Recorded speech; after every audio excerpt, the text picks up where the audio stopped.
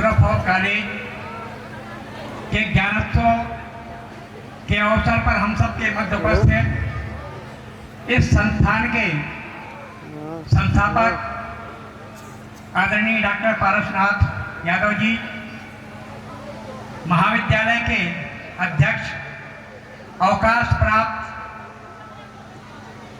Bank प्रबंधक परम आदरणीय संग्राम सिंह यादव जी,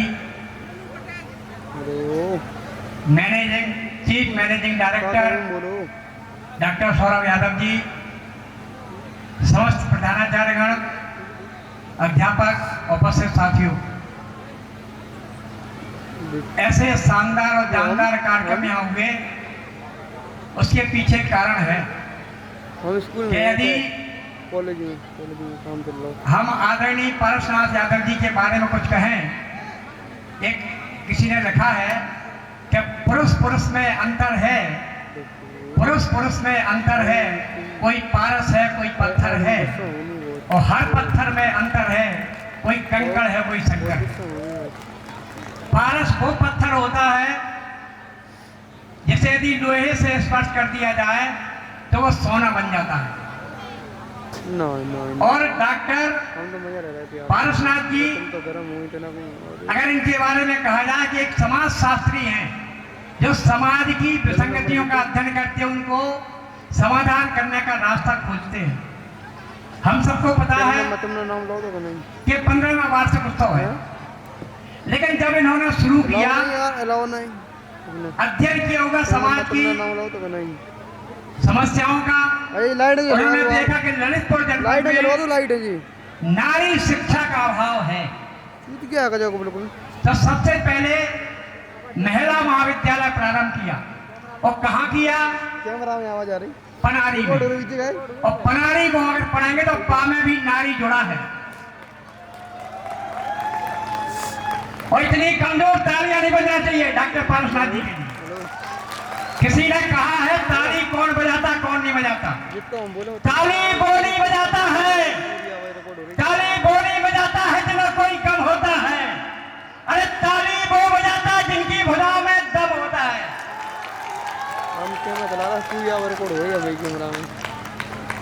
तो वहां से इन्होंने प्रारंभ किया और इतने समय में लगभग 1.5 लाख विद्यार्थी यहाँ से ग्रेजुएशन करके निकले और लगभग 12,000 छात्र अध्ययन कर रहे हैं, छात्र हैं। और सबसे बड़ी बात यह है कि जो कार्यक्रम हम लोग देख रहे हैं 5 दिन से, अभी तो चौथा दिन है, एक दिन शेष है, जानकारी लगी कि 1045 प्रतिभागी इसमें प्रतिभाग कर रहे हैं। छोटी बात नहीं है, ये व्यवस्था प्रियता का अंग है। जब व्यवस्था कोई व्यक्ति करता है और अनुशासित रह करके उनके साथी लोग उनकी मदद करते हैं, तब ऐसे कार्यक्रम संपन्न हो पाते हैं। बहुत से कॉलेज हैं ललितपुर जनपद में जिनमें तो कार्यक्रम होते ही नहीं है, और जहां होते तो उतने व्यवस्थित नहीं होते। किसी ने कहा है कि अनुशासन शासन की डोरी, इसे ना ढीला छोड़ो। यहाँ अनुशासन है तभी ये सब हमें अच्छा दिखाई पड़ता है। और उनकी अनुपस्थिति में अगर उसका व्यवस्थित तरीके से कोई संचालन कर रहा है तो उनके चिरंजीव डॉक्टर सौरभ यादव जी जैसे हमारे पूर्व में वक्ता जिला पंचायत जी बता के गए कि इतनी अल्पाई में इतनी अच्छी व्यवस्था देखना, तो अपने यहाँ तो कहावत है बुंदेलखंड में कि जाके जैसे नदियां नारे ऊंचे उनके भड़का, जाके जैसे नदियां नारे ऊंचे उनके भड़का, और जी के जैसे पाम मतारी ऊंचे उनके लड़का। वो संस्कार इनमें परिलक्षित हो रहे हैं और दिखाई भी पड़ रहे हैं। और ऐसे लोगों के बारे में कहा है कि ऐसी वैसी बातों से तो खामोशी ही अच्छी है, ऐसी वैसी बातों से तो खामोशी ही अच्छी है, या फिर कोई ऐसी बात करो जो खामोशी से अच्छी है। इनका कार्य दिखता है मौके पर, और ये कोई छोटी बात नहीं है।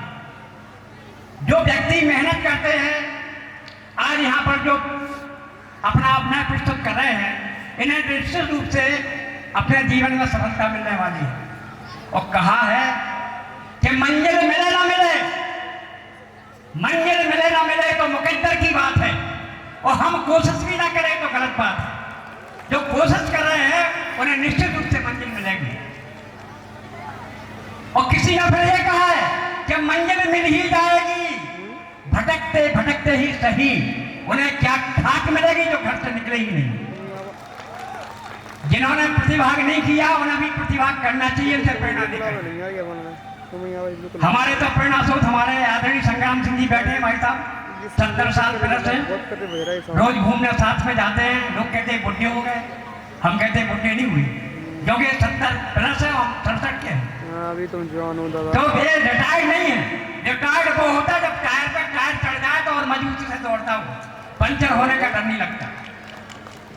और हम तो उनके बारे में कहते हैं, इनसे प्रेरणा लेते हैं कि जिंदा दिल रहिए साहब, जिंदा दिल रहिए साहब, चेहरे पर उदासी कैसी, अरे वक्त तो गुजर ही जाएगा, बुढ़ापे की ऐसी की तैसी, बुढ़ापा क्या करेगा। तो ऐसे प्रेरक जो हमारे सामने यहाँ बैठे हैं, तो निश्चित रूप से इन सबसे सीखने का अवसर हमें मिलता है। हम आज के अवसर पर यही कहना चाहेंगे कि जो अभी पत्रिका दी है शाश्वत, उसको वास्तव में जरूर पढ़ें। अभी हमने एक वो पढ़ा, आदरणीय संस्थापक जी का हम उनकी कलम से पढ़ रहे थे, और हम तो कहेंगे उस पेज को, 1.5 पेज का लेख है वो, उसको फेसबुक पे जरूर डाला जाए, जिससे और लोग पढ़ें। जिनके पास पत्रिका नहीं पहुंचेगी तो जो सारगर्भित विचार है वो लोगों तक परोसे जाए, तो लोगों को उसका वो मिलेगा। क्योंकि जब विचार बदलता है तो जिंदगी बदलती है। एक बार ये कुम्हार मिट्टी लेके आया, मिट्टी तैयार की, उसने घड़ा बनाया, और घड़ा बन के तैयार हुआ, उसने घड़े को मिटा दिया। क्यों मिटा दिया? उस घड़े की मिट्टी ने कही तुमने बनाया, हमें मिटा दिया, ऐसा क्यों किया? तो कुम्हार ने कहा हमारा विचार बदल गया। बोले क्यों?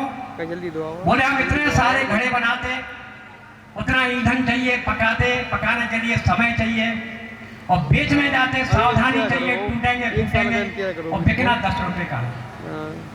तो हमने विचार बनाया कि एक घड़ी की मिट्टी में, जितने में एक घड़ा बनता है, उसमें तंबाकू पीने वाली चिलम बन जाएगी, कम से कम 50 बनेगी, तो कम समय में, कम ईंधन में तैयार हो जाएंगी, और ज्यादा सावधानी नहीं बरतते, थैले में डाल करके और बेच आएंगे।